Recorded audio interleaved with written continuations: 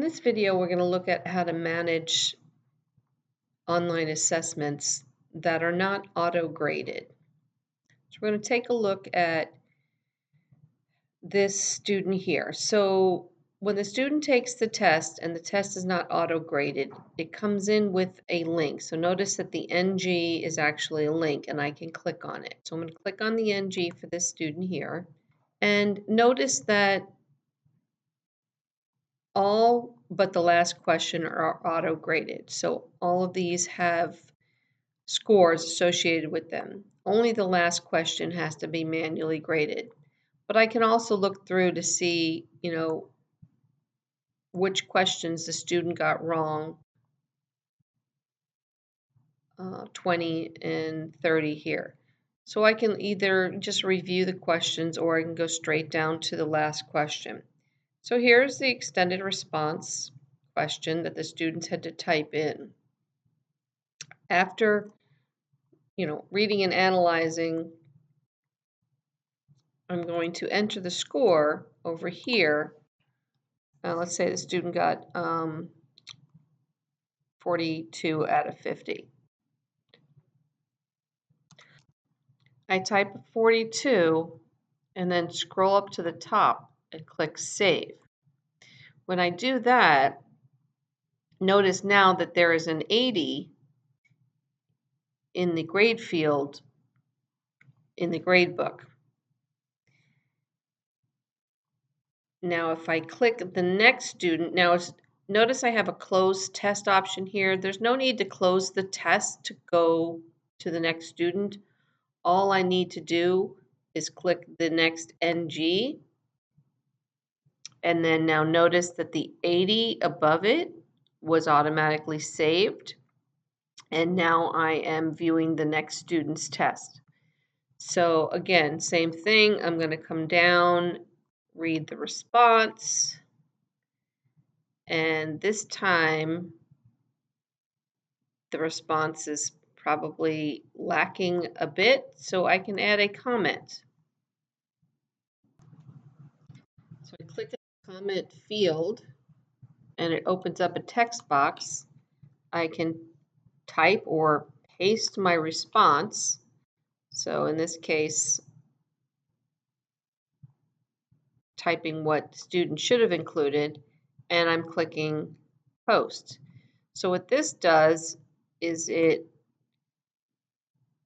adds a comment to the answer that the student gave me. So when the student goes and reviews their answers to their test question, they can see the comments that I made, so they would understand why I might only be giving them a 35 out of 50. So then I'm going to save that and move to the next student. So on and so forth. Now, if there's a particular question that you're going to throw out, if you want to, or if you just want to override, say, 90% of the students got number 30 wrong, so perhaps maybe the teacher chose the wrong response as the correct answer, so I can override this and enter a 1 and save that. And it updates the student's grade. And again, read the response, enter a score, put in a comment, save, and the student's grade is recorded. So when I am done with the test, I can close the test and the grades get saved in the gradebook. Another way to view the test is to click on all assignments and then choose the test from the assignment list. This particular screen is going to give me some more information, gives me the questions answered, and notice I have some students who I didn't score their test yet, I can view test answers.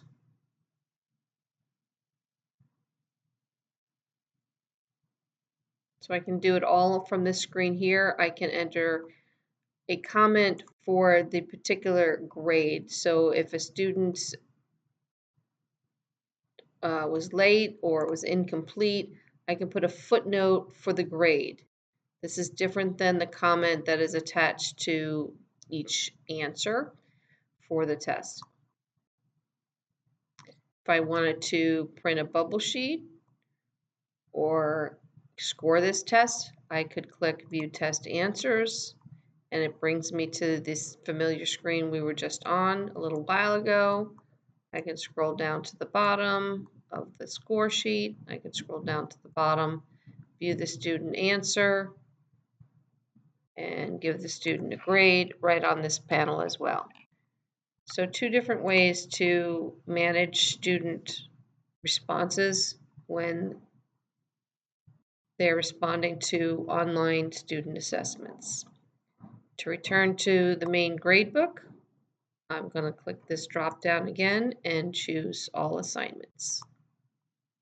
And that's how to manage student responses to online assessments.